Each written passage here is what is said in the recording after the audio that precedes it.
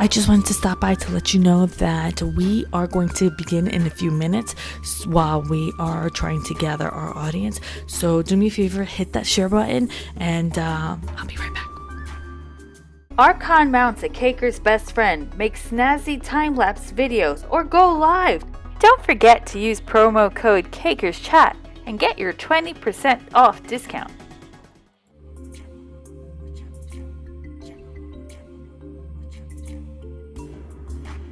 Welcome to Caker's Chat. My name is Juliette Galea, and I am so excited for tonight's broadcast. But before I get into that, I want to take the time out to thank everyone who has supported Caker's Chat and shared our broadcast and have been watching our broadcasts.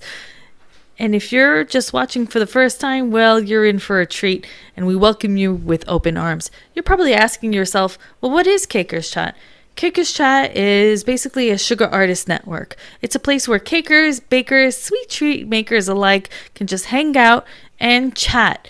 We are interviewing somebody and chatting, but we're not just connecting with the person on the screen. We're also connecting with one another in the chat box below.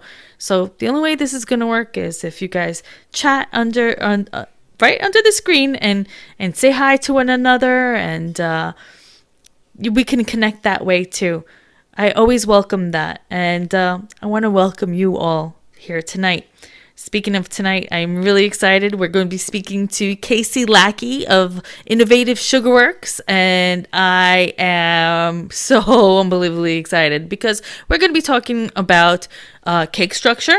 We're going to be talking about how she got involved with Innovative Sugarworks. Of course, we're going to dive into her sweet story. We want to know how she got started. And also, she's going to do something really cool for us. Take the mystery out of how to price and gauge the size for structured cakes, which is not an easy thing to do. So I'm going to hit play and enjoy the broadcast. Of Innovative Sugarworks, and I can't wait to chat with Juliette on Caker's Chat.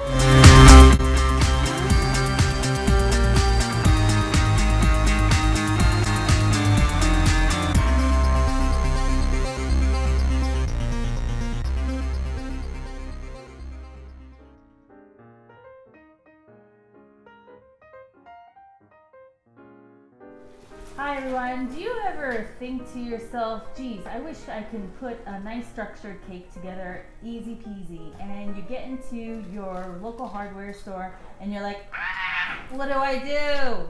Well, I have somebody here. We all wonder, what do we do? I have somebody here who took the mystery out of it, basically, right? And said, you know what, let's not go to the hardware store. How about we just order it in a kit? Yeah, why don't we make it ourselves? Imagine that. Kaysie Lackey, everyone. Hi, guys. Kaysie. Yeah. Dude. Yee. It's my baby. We're going to talk about structure in a few minutes, but I want to know how she got into caking in the first place. So start with your journey many moons ago. Many moons ago. Actually, it is almost 10 years I've been doing this. Like, I lied for like the first 5 years and said, I've been making cakes for 10 years. And then I was like, okay, now I actually have been. I'm like, I'm telling the truth now. Oh, please. She was a baby on challenge. I remember you were on challenge. You were a baby. I was 26 when I got started. I actually started here in New York. Like, I always loved watching like Dessert Week on Food Network and watching all the challenges and whatnot. My parents actually talked me out of going to culinary school. I was going to go to French Culinary Institute and they talked me out of it. I went and got my esthetician's license instead. I give them an amazing facial. Oh, that's good to know. Because at the time when I first moved here, I was working as a makeup artist. I worked in the fashion industry and got a little tired of being bossed around by very hungry 14-year-olds and had to get out. And just one day, I think it was my sister's birthday cake was the first cake I ever made. I tried to make my own fondant. I only made that mistake once. Never again. From scratch, not marshmallow fondant, like full on like glycerin, powdered sugar, need, in my tiny New York apartment. I still can't pipe. Like, I'll send you the picture. It's embarrassing. If you Google it, like, it does come up. But yeah. What do I put in the search? Just like if you just type me in, like, and it'll show. You'll see this ugly green monstrosity with like piped cosmopolitans on it, and you're like, what is that? And that's my first cake that I ever made. Made you go back and do it again. it was fun. I was like, okay, I had no idea what I was doing either. I didn't put straws in it. It was like 3-tier. I didn't know how to support it. I didn't use a proper cake board. I just used like a cardboard round. But then the second cake I ever made was a sculpted Mr. Potato Head cake. That was your second cake? That was my second cake. She so did a sculpted cake from off the bat. I was an artist. I was an artist and a sculptor. I've got a degree in fine arts. So I was like, it's sculpting with cake. And it was just from there, just between watching all the shows and just saying, I'm like, I could do that. It's fun. I could try. And then moved to Nashville with my then husband and started my own business. And it was supposed to be like a little side hobby. And I always say that now this is my hobby run amok. Well, it's gotten it's pretty well for yourself. It's taken off a life of its own. Yeah, like right?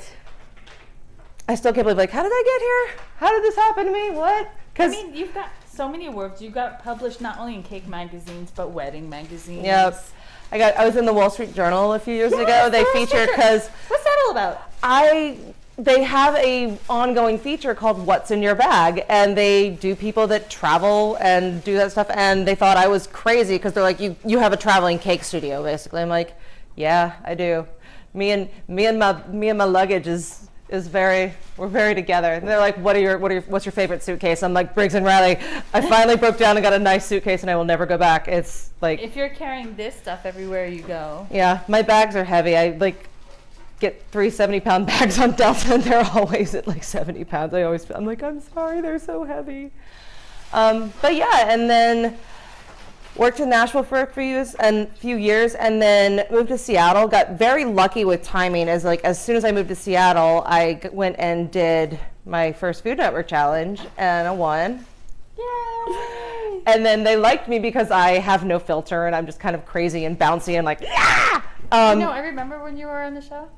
I remember her so well that I remember when Carrie Vincent said, we have to watch out for that one. Yeah, Carrie actually knew me before I did challenge because I had done Oklahoma. Okay. I went to, and I think I'd been making cakes for 2 years. And I'm like, I'm gonna go do the National Wedding Cake Competition, and It only makes sense. Yeah, I got top 20. I think I was like top 20 the first year I did it, and then top 15 the second year. And I was terrified of Carrie. Like, I think I went up after the first show and like shook her hand, because she, like, despite her Food Network persona, she's very, very lovely and very helpful and so friendly. Because the second year I was thinking about flying from Seattle, and I asked her, I'm like, do you have any advice for flying with one of these cakes? And she sent me like a 2-page email of just talk to this person they fly in, this person they fly in, like these are the best airlines. Just so helpful. She's very insightful. We'd had her on the show before, and she's quite insightful. And yeah, so she, like, because, I did my first one during Meet the Judges. Keegan was like, where did you come from? Like, I'd never heard of you, and then you did this. And I was like, I came from outer space to make cakes. And then Kay goes, she's like, well, I've heard of you. She's like, I know who you are. And I was like, I kind of fangirled out. It was, because when I started this, I said in my 5-year plan, I'm like, I want to be on Food Network Challenge within 5 years. And I did it I think it was in year 3 or year 4. Because how old was I? It was 2010. So I was 29. So yeah, it was within 3 years. I was like, yo.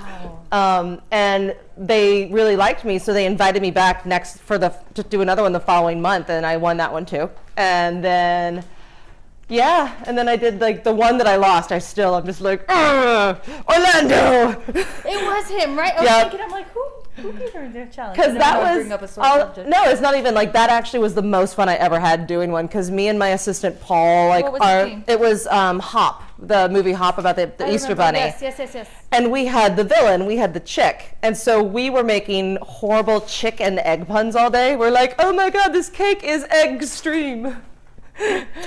It got so bad that even at one point Claire, she's like, guys, come on, because we were in kitchen 1, which is right next to where the judges are and right next to where Claire is doing all of her taping, and it was just, she couldn't take it. She was like, and then I did my one, like my favorite thing that I will always remember is like the rock star move I did. Like, I am the most clumsy person ever. I'm a bull in a china shop. I fall down. I have a giant bruise on my foot right now, and I don't know how it got there, but it's like the entire top of my foot is black. Because I'm just clumsy. And I remember it was like 30 seconds to go or a minute to go, and I filled another piping bag to go and pipe grass. And I like went to the mixer, ran, jumped on the table, slid down the table, and was like, boom, boom, boom. And I was like, please put that in the show. I begged the camera guys, I'm like, please.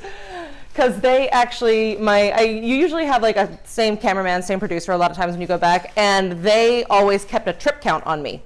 Like it was. Are you serious? That was their running joke, is that like, Kaysie falls down. I once completely face planted behind Keegan. Keegan was sitting there, and because you had to run backstage to your fridges and your freezers, and I tripped on a cable and literally I'm like running back. Luckily, I wasn't carrying anything. I was just running. Hit a cable and went shop. Keegan, who at that point knew me, to turn, he's like, "You okay down there?" I was like, fine.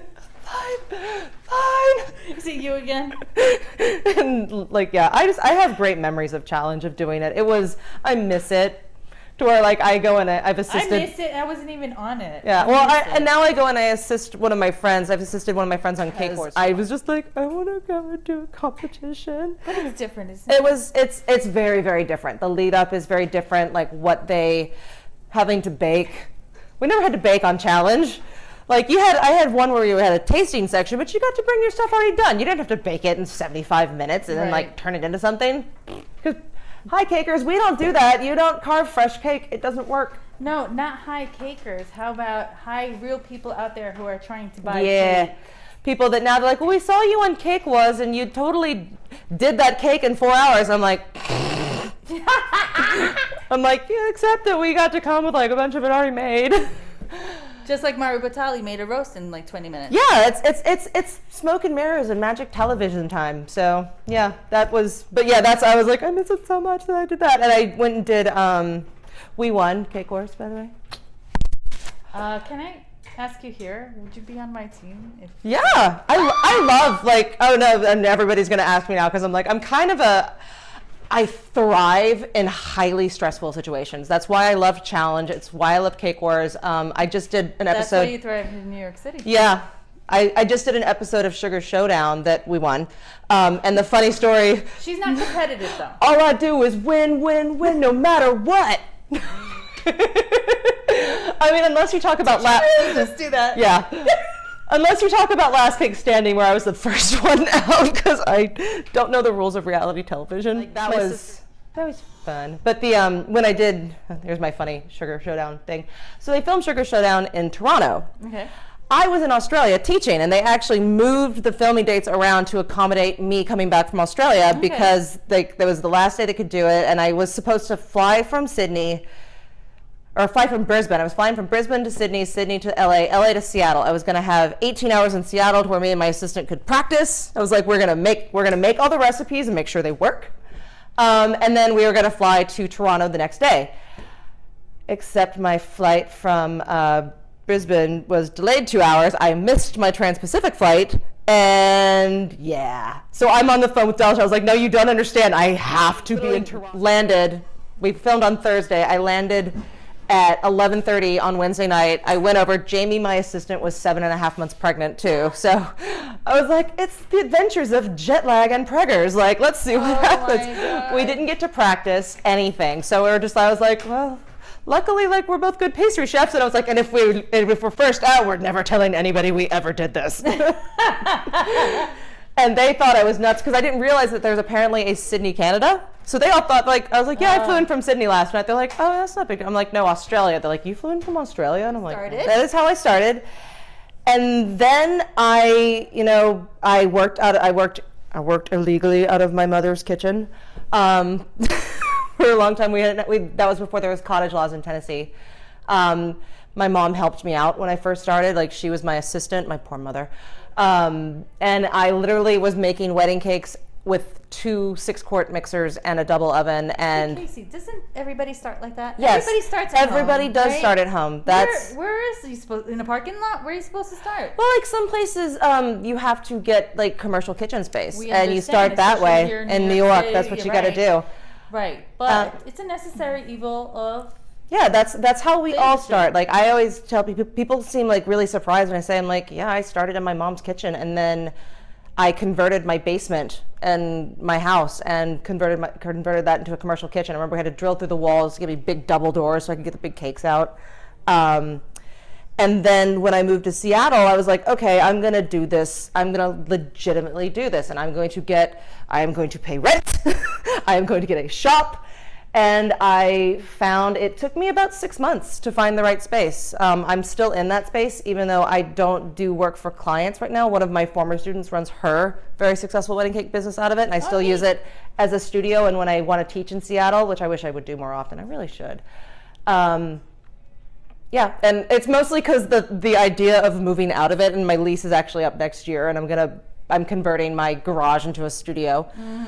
The thought of moving everything out kind of gives me severe anxiety because it's 10 years of crap. Like, That's tough. Cakers, we know this. We are the worst kinds of pack racks. I have 300 different sugar flower cutters. I don't use them all. I'm not gonna throw them away because I have one. I don't even know what the flower is. It's an Amazon lily. I'm like, what's an Amazon lily? I must have it. So I've gotten better now. I really, since I'm not making them for clients all the time, I've gotten a little bit better about buying things. Because you make your own toys? Because I make my own toys now.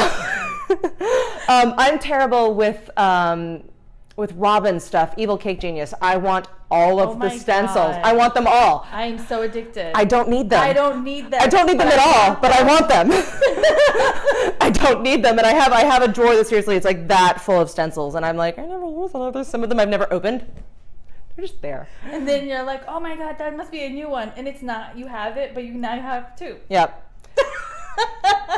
You always need two of everything, right? And anytime a new toy comes out, I'm like, I want the new toys. We're terrible. We are terrible pack rats. And yeah, so when I moved to Seattle, I was like, I'm gonna legitimately do this. I I got interns. Hi interns, you guys know who you are. Yeah. They helped me make How important are interns? Having interns made me think that I might enjoy teaching, because by the time I had them, I had done both of my challenges, and I had made a cake. It's the Topsy-Turvy Alice in Wonderland cake that I taught for years with the teapots. I had made that for the Washington State Sugar Art Show, and everybody went nuts over it. And I didn't think I was going to do well on that show because Carrie Vincent's the voice in my head when I do competition cakes. Always. And this is such a horrible story. I'm going to let this out. This is an exclusive. Okay. So I didn't think I was going to win anything at the Washington State Sugar Art Show because the only show I'd ever entered was Oklahoma. So my standard of being like, okay, you suck, was up here. And I had to work all day of the show, so I didn't get to see any other cakes. I dropped my stuff off at 9 a.m. I saw Mike McCary and kind of died a little bit inside. I was like, it's Mike. I love Mike. I was still afraid of Mike at that point. Mike thinks it's really funny now that I was afraid of him for years. He's laughing at you. He is. And so I dropped it off, and I had to go and make wedding cakes. And I came back, and I roll in as they're starting to announce the categories, and I won my division. I won the section. I won professional. I got best in show. I got best use of color. I got judged. I basically swept it, and I went up to them, and I was people that do those shows work so hard to put them on, and that I was just like, I didn't think I was gonna win anything. I'm really sorry. Hey, you live and you learn. So yeah, I think one time I was hungover for class, and I blame the students because it was my first trip to England. It was the first international class I ever taught, and they took me to the pub. It was day 3. No, it was day 2, luckily. And day 2 with the teapot class is painting. All you do all day long is paint. So I was like, we put on some soothing music because a bunch of them were hungover too. We put on some nice music and we were quiet. And then I was like, never be hungover for class again, Kaysie. This is terrible. I've showed up to class with. You don't want to disrespect their culture. Oh yeah, or the students. They've paid for your time. You should be at 100%. No, I'm saying about going to the pub. You don't want to say, no, I'm not going to. Oh yeah, no. I will never. I love going for drinks with students. It's my favorite thing. I love hanging out after the class, getting to know them because that's one of my best friends. Hi, Mish, my British mummy. I was a student of mine, and years later, she is still I talk to her all the time. And every time I go to England, I go see her, and she's one of my favorite people. She's not old enough to be my mom. She thinks it's funny that I call her mom. She's my British mom. She's like, I'm not old enough to be your mother. Except she's from Yorkshire. She has a Yorkshire accent. Do you think it's the accent? No, she's just one of those very warm, embracing, like loving people. Not that she's responsible or anything. Yeah, no, we totally, like, every time we get together, we're like, we went for a high tea, but it was a gin tea, so they served us like tea flavored gin in teacups, and I was like, this is the best thing ever. Cool. Because she loves her gin, she loves her fizz, and yeah, she's one of my favorite people. So yeah, I have cool friends. Yeah, they're amazing people in this industry. Like, everybody I meet in this industry. Innovative Sugarworks was started by one of my former employees, Megan Allison, with her husband, Chris. And I was lucky enough that they brought me on to help be a designer and to be the brand rep. And I get to have all my toys that I always dreamed up made. Directly from the crazy mind of Kaysie Lackey, we give you sugar structure. I mean, how many of you like dream up things at night and like we can't sleep and we maybe even draw it up, but we have nobody to produce it for us? Yeah, I would have, if it hadn't been for them starting the company, like the sugar shapers. I was using color shapers, the paintbrushes, for years, and I was always like, I want these to be food safe and double-sided. Like, that would have never happened if not for these guys. And the food safe armature would have never happened if it weren't for them. We'd still be using plumbing parts. Yes.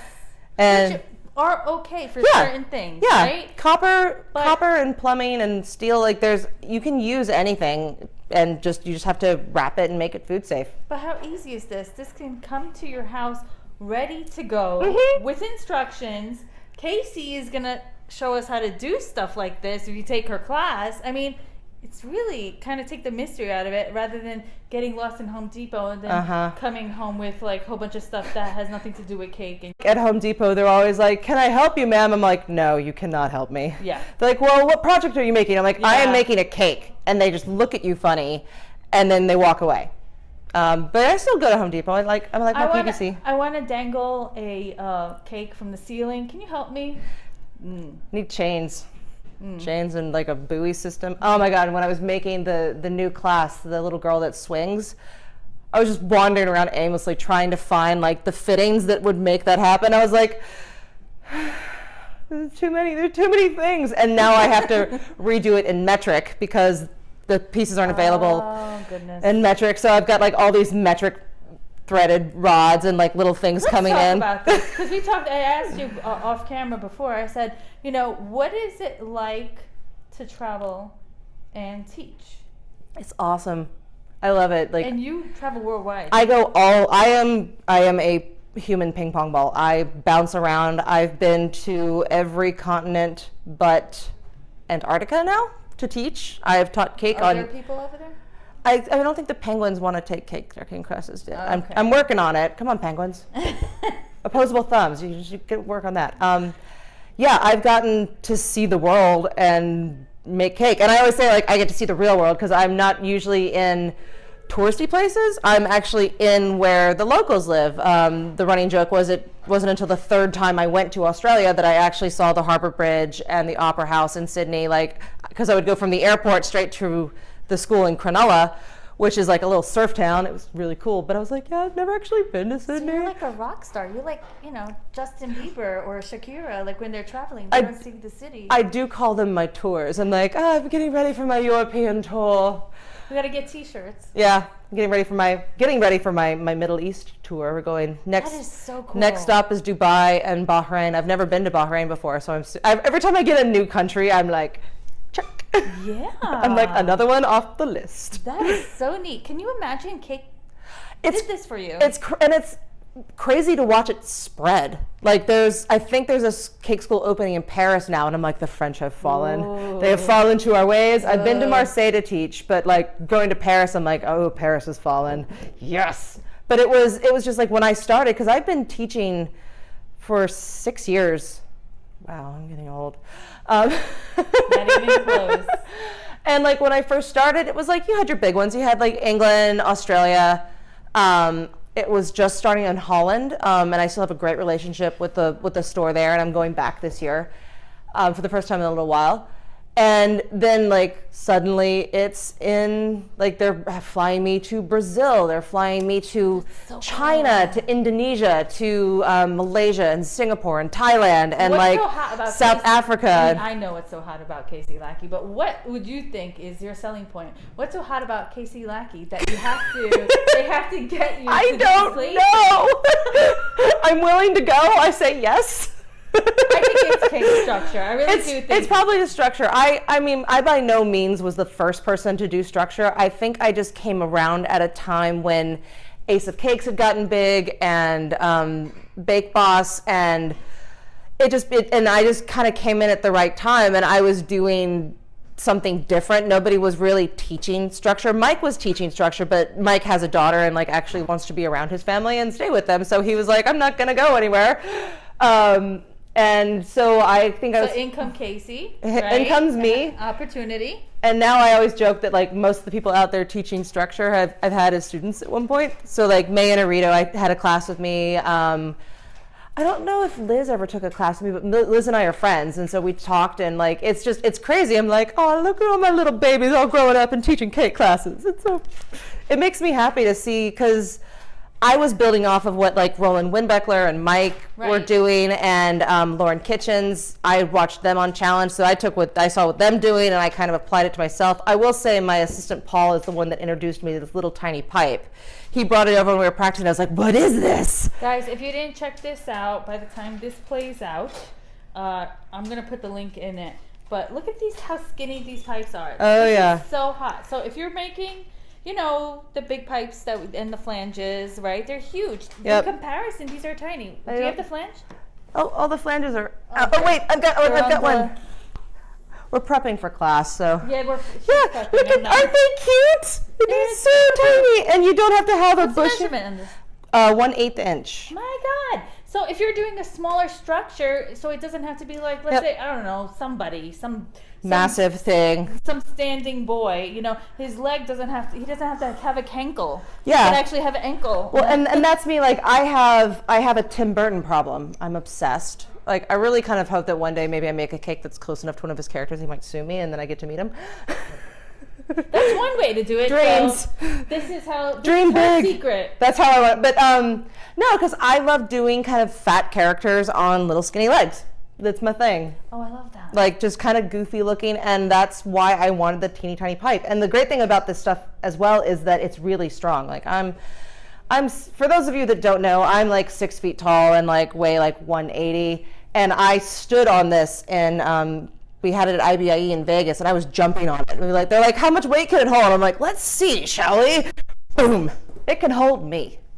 So it's still for being. Look at these tiny little elbows. Like, can you imagine? And for all the like cake people, like we've got, because normally with all the hardware, you've got 90 and 45, and that's it. So we've got 90, we have 45, we have 30 degrees, we have 60s, we have a corner cross. This thing. Oh my God. That is a lifesaver. That was my I was like, I want these things so much. So you could make like wings. You thought of everything. I tried, but it's really funny. I've already went back to Megan and Chris because I've been using them to make new class cakes, and I'm working on this ice cream cone cake right now, and it's just being a rap bastard. It's being difficult, and the first thing I was like, I need a 1/2 inch piece, because this right now the 1 inch pieces are the smallest of the pipes. I'm like, I need a 1/2 inch. These are versatile. Like you don't have to make a piggy. No, you can do whatever you want with them. Like that's, and they come in add-on kits too, so you can buy little, everything comes in a set like of 4. Upgrade and whatnot. Yeah, so you can like buy this and be like, I need like another piece, and then you buy like say you want to buy like an actual just normal crossfitting. They come in a pack of 4, so it's kind of like Legos. You can just build and build and build and have all the things. So we were sitting around at a Chinese restaurant eating and trying to come up with a fun name, and my friend Anne said, you should just be like Cake for the People, Communist Cake, the People's Republic of Cake. And I was like, I like it, the People's Republic of Cake. It has, and then we were sitting there making up funny like socialist names. So we were like, okay, the Vladimir Lemon can be a flavor, and the Cosmonut, and the Red Square, and like all these things, and it just came off. But then I tried to answer the phone saying the People's Republic of Cake, the People's Republic, Right. and I tongue twister. Do you know how important that is It's to test? when you are opening a business, answer your phone, like have your spouse or your friends call you, and every time like the People's Republic of Cake, I still to this day can't And say your it. other test is say your name with the name of your business. Yep. Hello, this is blah blah blah of blah blah blah. Hi, this is, and I never wanted to call it Kaysie's Cakes because my name is a very unique spelling. So I was like, we can't call it Kaysie's Cakes. It's too hard to spell. And so then, like, when I couldn't say it, we actually just shortened it. I was like, the People's Cake. I like that. I like that. And I'm like, the People's Cake. The People's Cake. It's very strong. It You was. don't assume it to be because it does just seem so simple, but it's pretty strong. Yeah, and then we developed like this whole, because I live in Seattle and it's like all the original branding was communist themed, like based off old communist propaganda posters with the red star and the cake slice. We had one where it was like a fist holding the cake up and a fist holding a whisk. Like, we had so much fun with it. Kind of hindsight 2020, I maybe should have gone a little bit more elegant, but at the time I was more focused on, because it's off-putting for some brides. Some brides want to go to like Okay. I don't know what you're saying. Kaysie's Fancy Cakes, or you know, I think one of my favorite bakery names is Marina Souza's Just Cake. Like, it's sweet, it's simple, it's awesome. I also wanted to call my business Eat Me at one point, and that didn't go over well. Sweetie, where did you get your cake? I got it from Eat Me. It's basically like I have a little bit of a twisted sense of humor, and it came out in my name. But like I still love, and I loved our branding. Like, it was, you know, we had the red star on navy blue chef coats, and it was beautiful. But it was your maybe it wasn't the pretty bridal type Yeah. of shop. I'm not but really you did do wedding cake. We did do, that was our bread and butter. Like, we did tons of wedding cakes, and we were kind of always the couture, high-end, unique, kind of always pushing the envelopes. I care too much. I was like, I want it to be, everything must be a masterpiece. I think we all feel that way, don't we? Yeah, but I will say in this industry, if you are doing it as a business, passion is actually sometimes a very bad thing to have. Like, to be passionate about cakes and trying to make money, passion makes you, hi, I'm guilty, this is why I say this, I will spend hours making sugar flowers. I don't make any money off of them because I spend so much time making them because I want them, like, they make me happy. I'm passionate about painting the sugar flowers, and I'm like, I'm not making any money, but I love this so much.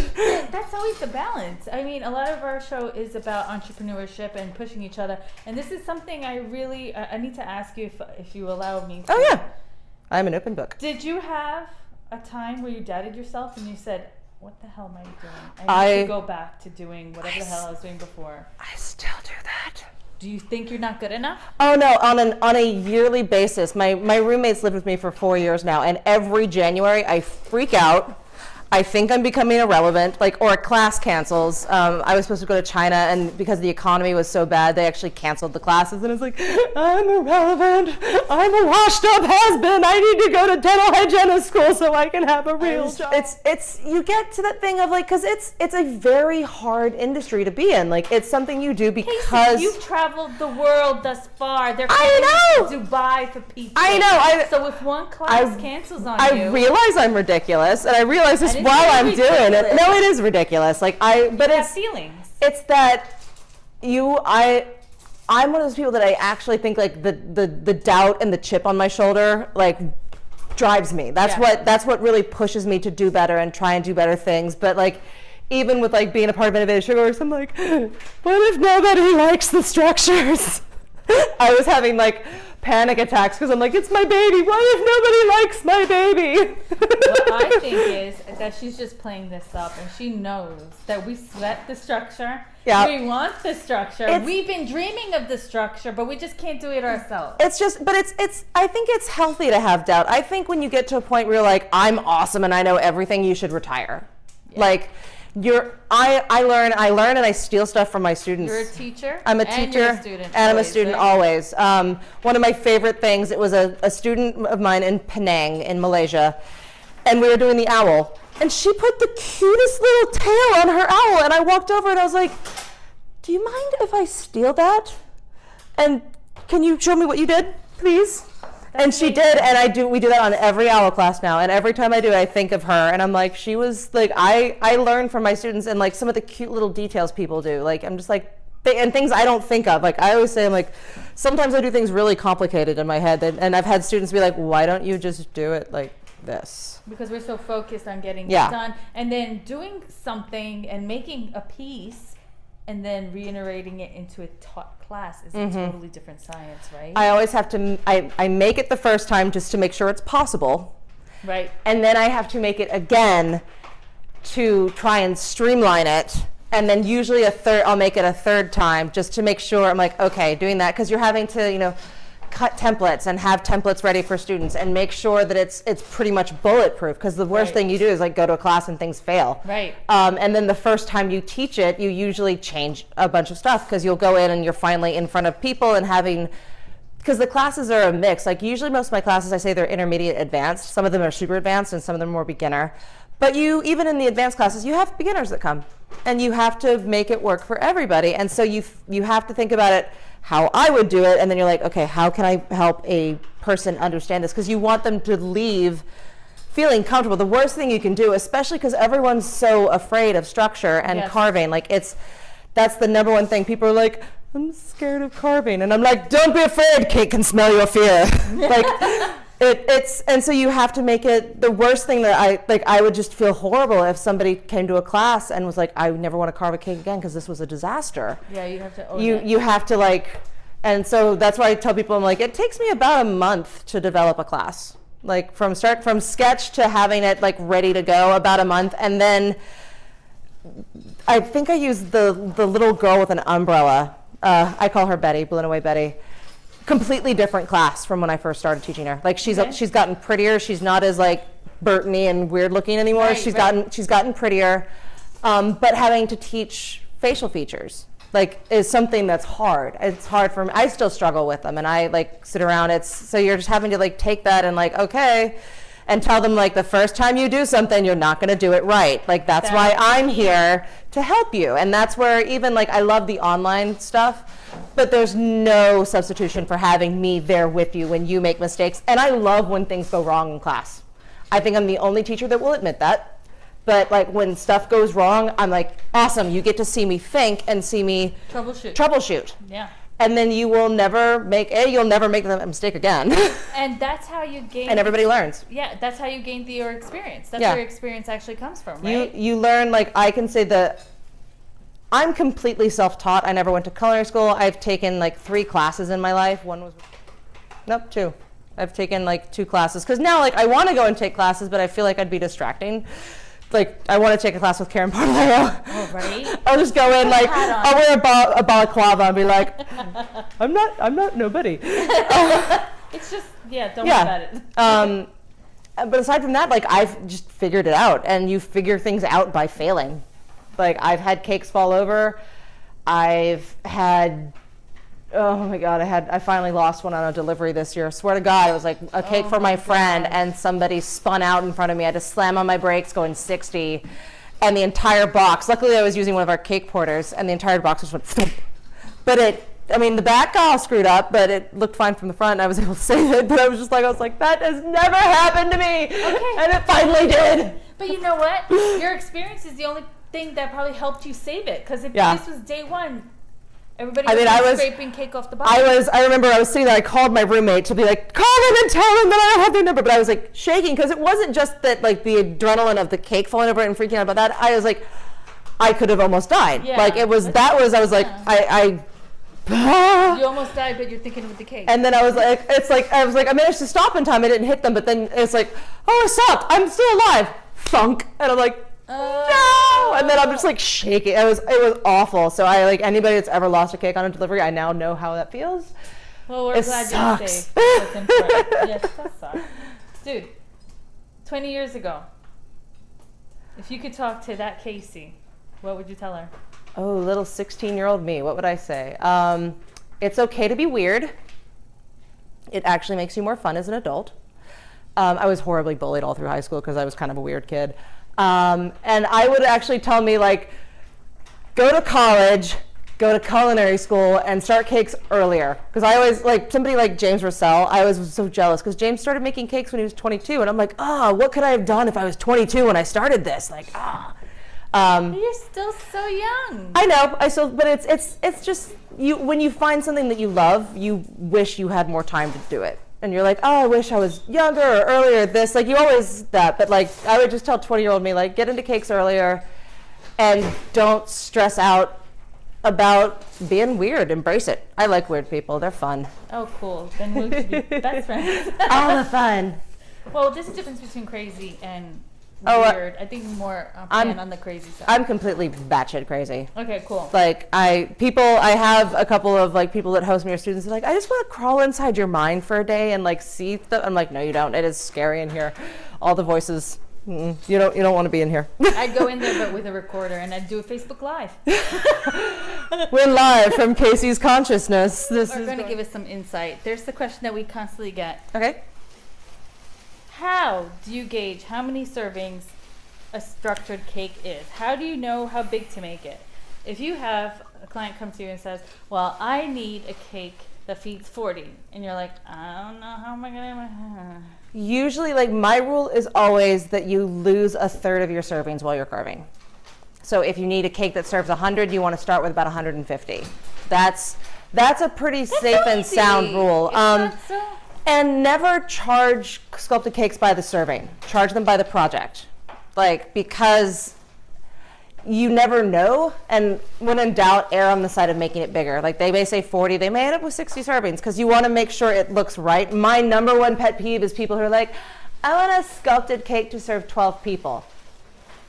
I've never heard that before. Oh my God, with alarming regularity, I get that. And I was like, I can't sculpt, 12 is like a 6-inch round.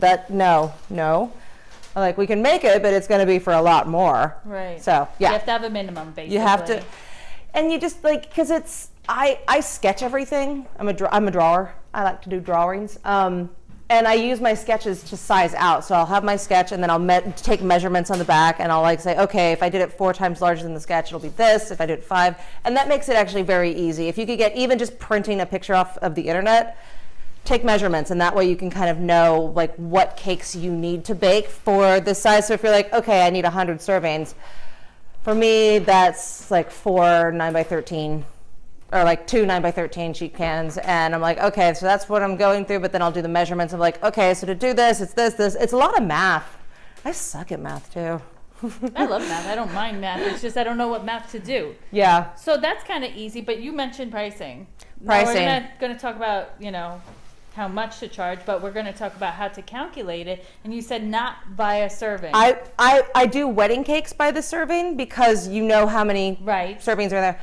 I do sculpted cakes by the project. And how I factor that in is, okay, so I bill myself out at so much an hour, and I know how fast I work, and I know, like, the speed I should be working at. So if I'm like, okay, that cake is going to take me 10 hours, I'm going to charge a base price, and then I'll add armature and ingredients on top of that. Excellent. So it's kind of like, that's what you mean by the project, almost like a mechanic would charge you by, that's 3 hours worth of work. Yep. Or like it's like it's a sculpture. I mean, charge them like you don't do a sculpture by like how many pieces are in the sculpture. It's like it is a project. And I actually always build the cost of the armature into the cake. Right. I don't try and change. Like, I know everybody, that's our big question with the armatures is like, how do we get it back from clients? And I'm like, I don't bother. It's such a headache. But I tell people, I'm like, I used to take deposits on things. Like, if you you take a $200 deposit on your armature, and if it doesn't come back, all of it, because sometimes I had one client once bring me back like 4 pieces when there was like 100 in her cake. I can't. When I tip at restaurants, I have to put in the change to make sure it ends in 0. It's like, so I think that's why these structures work like that, because okay, I'm neurotic. I have to do it. Like, this isn't like, okay, these are the shapers. I'm just taking them off because I want to show you the structure. The structure, it doesn't just come in a baggie. Oh no, that's all Megan. That's not me. It's not. That is But doesn't it too. speak to the OCD? Isn't Yes. it so satisfying to see something like this? So Okay. you get this kit. I'm like totally like, I'm not trying to sell this. I'm showing you how satisfying this is to get. Like instead of going to the hardware store. So you just get this kit, pop the puppy open, and ta-da! You get that. You have instructions on the back. It tells you how to put it together. Oh, that's so awesome. Yeah. And you can sit there and actually invent other ways to do it. Yeah. You don't have to do it. Yeah. You don't have to do it that way. We were like suggested use. Look at this. And look how satisfying. Everything just And the fits in. foam is like punch, punch, punch. I like to do that. I'm like bump, bump, bump. I love it. Ready for Yes. the lightning round? Lightning round. Favorite music? Anything but rap or country. Okay. Zodiac sign. Pisces. No. Color. Purple and gray. Nice. You were kind of like I think about it changes depending on my mood. season. Fall. Love fall. Favorite dessert? Key lime pie. Least favorite dessert? Anything with chocolate and oranges. I don't like chocolate and citrus together. Okay, favorite cake word? Smush. Does that really count? That's more like my invented favorite cake word. Ganache. That's a good one. I like to say it like the Australians do. They make fun of me because I say ganache, like very posh, like Americans do, and they say ganache. And I'm like, ganache. Tool. Favorite cake tool? They are awesome. I love my shapers. Every time I use them, I'm like, I love these so much. I know you cuss, so what makes you cuss in the kitchen? Everything. I am a stream of expletives in the kitchen. Excellent. Who's your biggest cake influence? Mike McCary and Karen Portaleo probably, and Ron Ben Israel. Those are the three that I'm just always like, I want to be Karen when I grow up. Mike says I can't be him when I grow up. I have to be me. You have to try harder. He's so fast. He's so clean and he's so fast, and I am slow. Does that come with time eventually? Yeah, I've definitely gotten faster, but like, Confidence? yeah, it's confidence in knowing your product. Like that. What do you want your legacy to be? Making carving and structure attainable for everybody. That's a good one. I think you're already there. We're doing it. I think you're already I make sculpted cakes popular one cake at a time. Or easy. There you love about yourself. My kooky personality. I'm goofy. I'm a goofy person. I like to laugh. I don't like to be super serious all the time. And I'm kind of like, despite like a lot of people, I had Ruth Rickey actually said this to me. She's like, you've had so much, like, especially in this industry, some very horrible things happen to you, and you're still like really nice and friendly and love everybody. And I'm like, I liked it about me. I'm not bitter. Not yet. I'll be a bitter old broad one day. When they were, if you weren't a baker, what would you be? Like dream job, or what did I want to Whatever. be? I wanted to be a plastic surgeon when I was growing up. I think I would probably still be in something artistic and creative. Like I love to paint. That was my background. I think about dabbling back in makeup sometimes, but like probably. Like my fallback job, I think I'm going to be a dental hygienist one day. Like when I grow up, I'll be a dental hygienist. Isn't Kaysie hysterical? She is so much fun. Kaysie, thank you so much for allowing us to share your sweet journey with our community. Cakers, I hope you enjoyed this broadcast. And if you did, hit the share button and let us know what you did like. I hope you can join us next time. And until then, stay sweet. So the great thing about Cakers Chat is it's that community and that family that a lot of us miss because, let's face it, making cakes is a very solitary thing, and it's great to have a place where you can actually have a community of cake artists and be friends and like chill out and be awesome, and it's such a great thing. I wish this was around years ago.